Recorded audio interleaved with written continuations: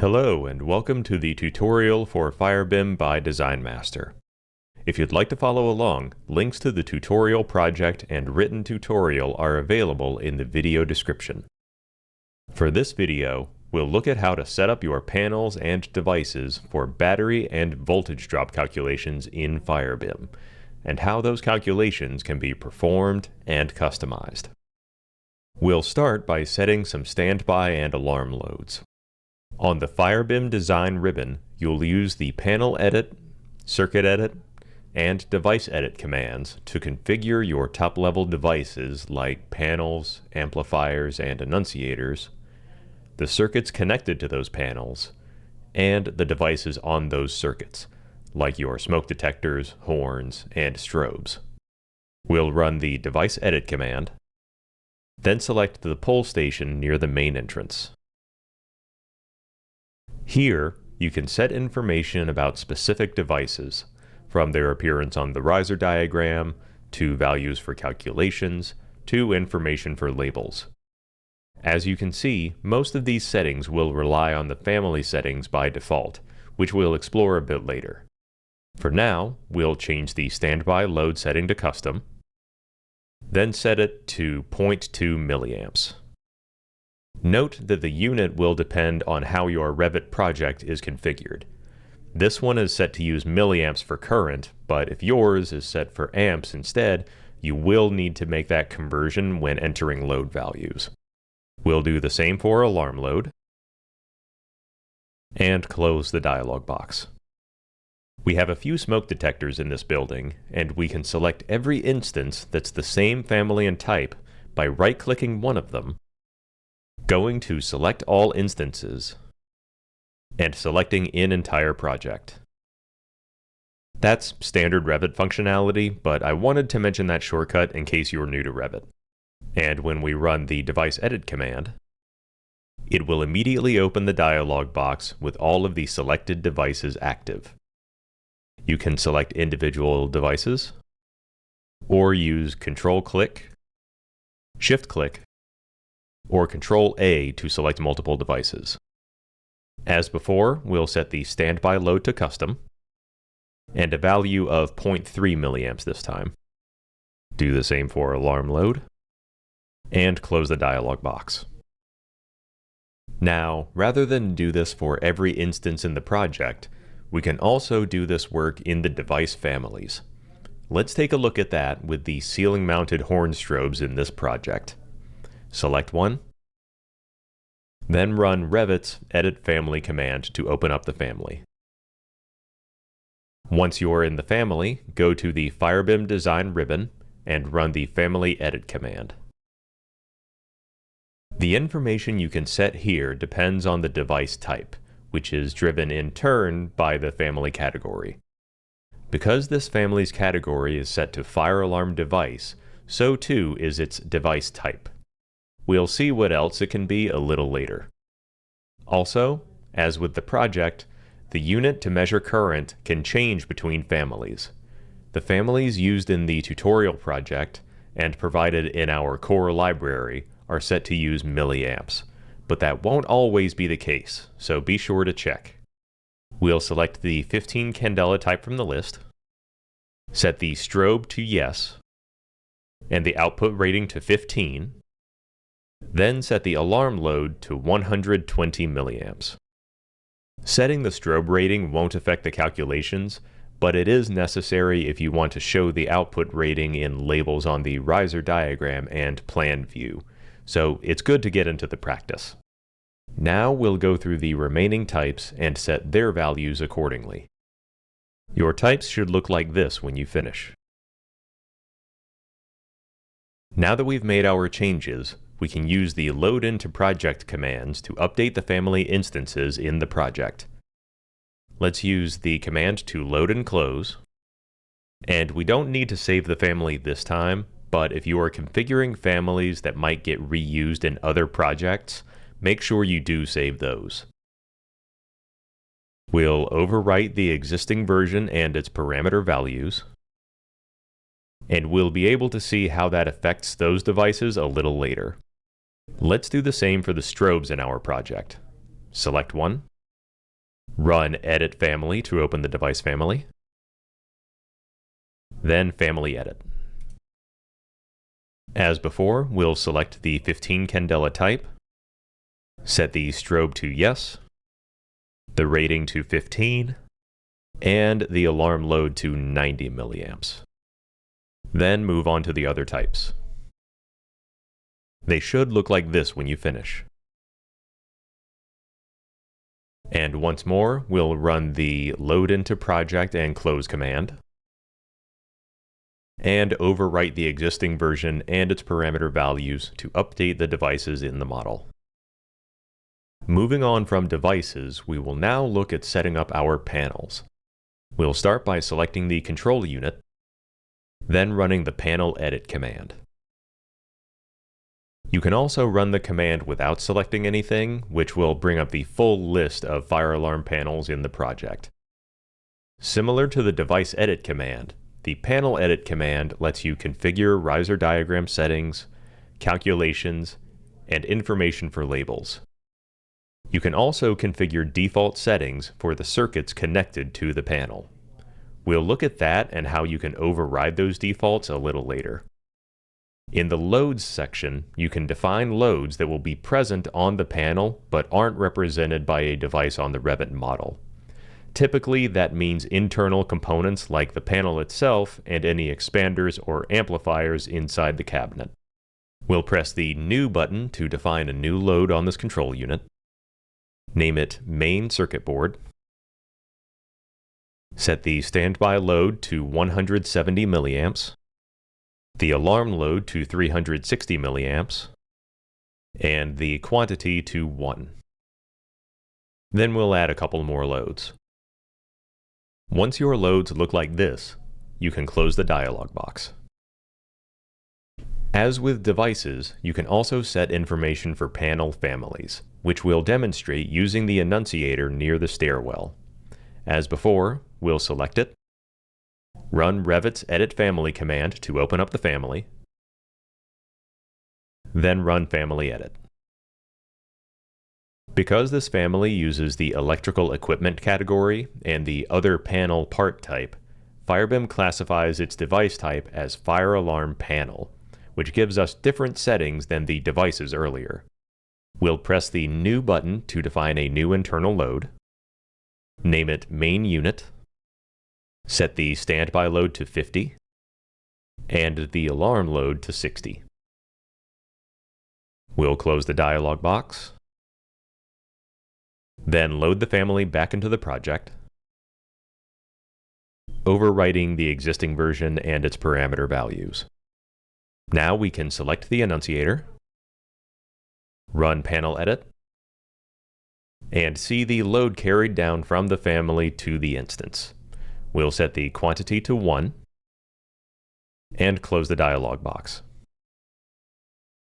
Now that we have loads configured for most of our devices, we can start calculating battery requirements and voltage drop for the system. The calculation schedules can be inserted on a Revit drafting view like this one. Let's start with the battery calcs by running the battery schedule command. We'll select the control unit, and here you can set the title, subtitle, and notes for the schedule, as well as add or remove other panels that will run off the same battery. We'll stick with the defaults. Press OK, and it will ask for a location on the drafting view. Wherever you pick, that's where the top left corner of the schedule will go. We'll pick a spot over here. As you can see, the schedule shows the individual and total loads from the panel and all its circuited devices, the standby and alarm durations, the safety factor, and the recommended battery capacity. To see how the calculation schedule responds to changes in the system, let's go to the second floor plan view and erase this strobe in the lobby area. If you are following along from the riser diagram section of the tutorial and already erased this strobe, you can find another device to erase or insert and circuit a new one instead. Then we'll go back to the drafting view, and run the schedule update command, which you can use to update your battery or voltage drop calculation schedules. Just select the schedule you want to update, and it will recalculate using the new information. If you need to make changes to some of the calculation variables used or how the schedule looks, you can do that in your customization using the Project Options command. This dialog box is where you set up many of the project-level FireBIM behaviors, such as default settings for panels, circuits, and devices, and how certain values are calculated. What we're interested in right now is the battery calculations section. The first section affects variables used in the calculations. We'll set the alarm time from 15 minutes to 5 minutes, and the safety factor to 1.2, which is lower than the newest NFPA guidance but may be allowed in some jurisdictions. The second section affects how the schedules look, including the default title and subtitle when creating new schedules. We'll change the load units displayed on the schedule from amps to milliamps, then press OK to save our changes and close the dialog box. If we run the schedule update command again, you can see how those changes affect the calculation and how the results are displayed. Just like the battery calculation schedule, we can also create schedules to show the voltage drop on fire alarm circuits using the voltage drop schedule command. As before, we'll select the control unit. And here's where we can do the initial setup. We'll press OK to stick with the defaults and insert it on the drafting view. By default, the schedule will perform point-to-point calculations that show information for every device on the circuit. We'll take a look at how you can customize that in a bit. For now, let's make a few changes to these circuits. First, you'll notice the schedule currently includes all of the circuits on the panel, not just the notification circuits. To fix that, we'll run the circuit edit command. Here, you can see information like the total length and end-of-line voltage drop for the circuit, and make changes to things like how the length is calculated and how the circuit will look on the riser diagram. You can see that by default, all of these circuits have been assigned the NAC circuit type. That default can be changed for the project using the Project Options command, as well as for individual panels using Panel Edit. We'll select circuits 6 and 7, which you can do by holding Ctrl or Shift while clicking. Set the circuit type to SLC, which will rename those circuits to SLC 1 and 2, and move NAC 8 up to NAC 6. You'll also notice the voltage fields now say Not Calculated, to indicate they won't be part of the calculations. Next, we'll select the new NAC 6, which goes to our annunciator. Set the circuit type to Panel Control, then press Exit to close the dialog box. When we update the schedule, those circuits will be gone. That's because in FireBIM's out-of-the-box customization, the NAC circuit type is the only one for which voltage drop is calculated. We won't go into changing that behavior, but you can do so with the circuit types customization command. For our next set of changes, we'll start by inserting a new ceiling-mounted horn strobe in the second floor hallway.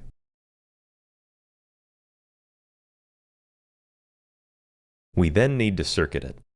The written tutorial explains one method, but I'll show you a different one here, which is to select the device, then right-click this node, which corresponds to the electrical connector, select Add to Circuit from the context menu, then select a device on the circuit you want, like this horn strobe. As I said before with the battery calcs, if you are coming straight from the riser diagram portion of the tutorial, you might have already done this. so you can insert another one or erase the one you added previously. If we select a circuited device, then run the Circuit Edit command, the dialog box will open with the circuit for that device already selected. As you can see, this circuit is using number 18 cable, which results in this voltage at the end of the circuit. Let's see what happens if we set it to add makeup length for each device, set that makeup length to custom, and add 200 feet to each section of that circuit. So, a few things happened there. The increase in circuit length decreased the voltage past the default minimum voltage, causing FireBIM to upsize the cable, which then brought the voltage back in line. If we close the dialog box, go back to the schedule, and run the schedule update command, you can see the change here, as well as that new horn strobe we added to NAC3. If we go back to that circuit, we can force it back to number 18 and see immediately what that will do to the final voltage, which will also be reflected when we update the schedule. As with the battery calculations, you can modify the voltage drop calculations and schedules in the Project Options command. Under the voltage drop section, we also have subsections that affect the calcs and the schedule appearance. The minimum voltage is set to 16 volts by default, but let's say the devices in this project need 19 volts. And we'll also change the calculation method to end of line. This calculation method sums the load of every device on the circuit, then assumes it's all located at the end of the circuit, giving a more conservative result. We'll close the dialog box and run the schedule update command to see how the calculation changes. The big difference is that the schedule no longer shows the voltage drop at each device on the circuit. It just shows the value for the circuit as a whole. Let's also look at how you can customize your cable resistances using the Cable Types command. This dialog box lets you customize how your cable types and sizes are labeled in annotation tags and in other FireBIM commands, and the resistance value for each size, which affects your voltage drop calculations. So if, for example, the cable manufacturer for this project says their uncoated copper cable in number 18 is actually 12 ohms per 1,000 feet, we can make that change, close the dialog box, then run the schedule update command to see the changes. Those are the basics for FireBIM's battery and voltage drop calculations. In the next video, we'll briefly go over how you can take the concepts from these tutorials into new projects and where to go from here. See you there.